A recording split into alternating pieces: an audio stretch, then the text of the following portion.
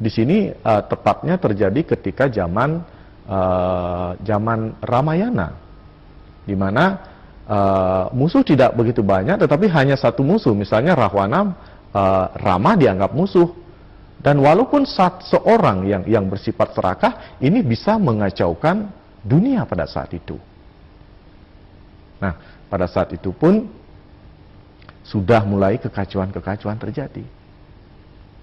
Kemudian zaman berikutnya adalah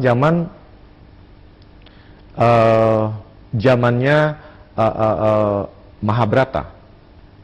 Pada saat ini yang namanya permusuhan tidak jauh, tidak seperti di Ramayana antara benua, tetapi sudah di dalam keluarga.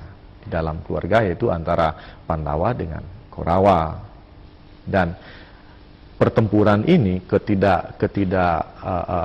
keserakahan dari Duryodhana itu juga merubah tatanan kehidupan, sehingga Tuhan pun dalam wujud Krishna hadir pada saat itu untuk menetralkan situasi.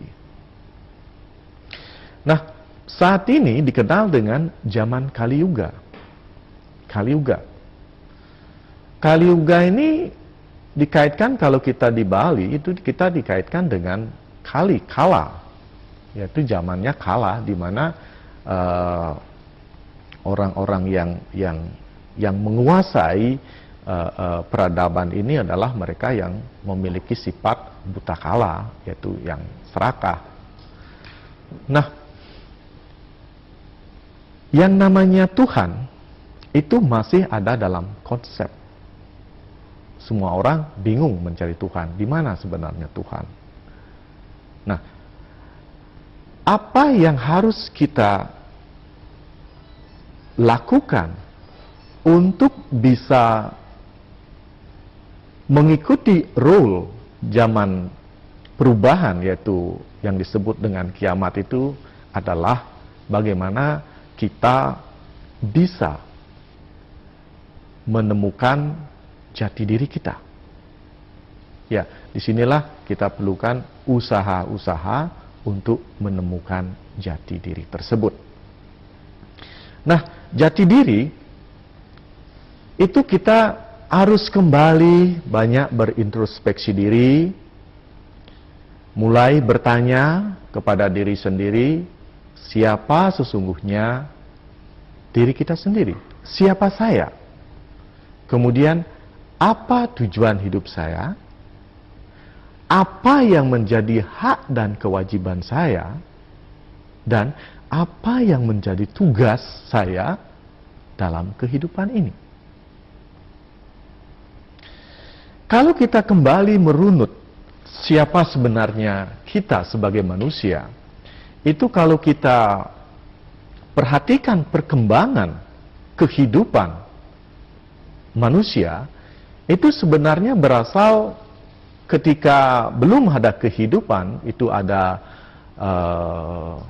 lautan atau air, ada perairan, ada darat. Itu saja ada dua. Kemudian di air ada ikan-ikan, binatang-binatang sejenis ikan. Kemudian ikan berevolusi menjadi binatang amfibi. Kemudian amfibi menjadi binatang darat yang melata. Kemudian itu berubah menjadi seperti kera, mirip kera, tetapi agak ya orang lah. Seperti kera kemudian menjadi orang. Karena tinggal di hutan, ini dikenal dengan orang hutan. Karena tinggalnya di hutan. Begitu populasinya meningkat, hutan pun sudah mulai dirabas-rabas, kemudian dibikin permukiman-permukiman, kemudian menjadi desa. Ada orang desa jadinya.